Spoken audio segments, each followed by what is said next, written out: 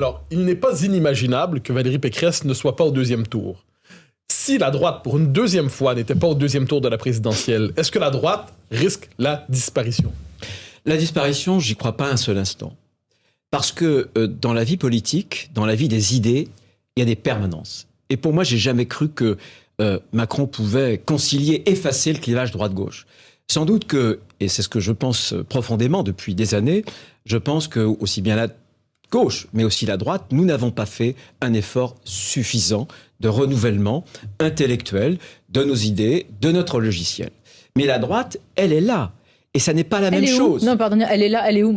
Certains la voient chez Emmanuel Macron, d'autres la voient chez Éric Zemmour. Elle est partout, sauf chez Valérie Pécresse, finalement. Non, elle est chez Valérie Pécresse, et vous verrez. Encore une fois, il reste 8 jours, il reste une semaine. Tout peut se passer, la campagne va démarrer, et elle a le meilleur projet. C'est pour ça que je suis à ses côtés. D'ailleurs, un projet qui ressemble...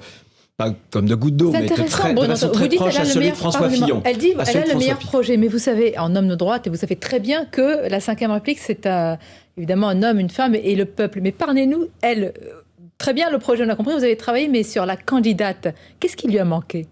Moi, je pense que la candidate, elle a un discours qui est assez moderne d'ailleurs, très factuel, très concret et assez humble. Et dis-moi, mon problème, c'est de redresser la France. Et elle tient compte de notre expérience.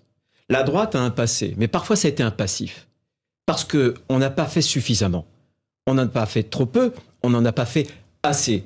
Et elle s'est consacrée pendant des mois et des mois à un projet méticuleusement préparé, mais surtout, elle a dit « je vais le faire ». Pour la première fois, on va faire ce qu'aucun autre gouvernement tous dans les 100 premiers tout jours. Le monde dit on va faire. Est-ce que son problème n'est pas que son projet ressemble plus à celui d'Emmanuel Macron qu'à celui de François Fillon, ce que vous venez de dire? Vous voulez rire? François Fillon voulait supprimer un demi-million de postes de fonctionnaires. Non, mais elle veut supprimer 200 000 fonctionnaires. Vous croyez que M. Macron veut supprimer un poste dans la fonction publique? Il ajoute même le cabinet McKinsey. Vous pensez que sur la justice, sur l'ordre... Attendez, avec le programme d'Emmanuel Macron. Vous pensez un seul instant que M. Emmanuel Macron veut établir des quotas pour réduire l'immigration, changer la Constitution, pour faire prévaloir la souveraineté nationale, la souveraineté populaire? Pensez-vous qu'Emmanuel Macron veut faire en sorte qu'on quitte le laxisme judiciaire?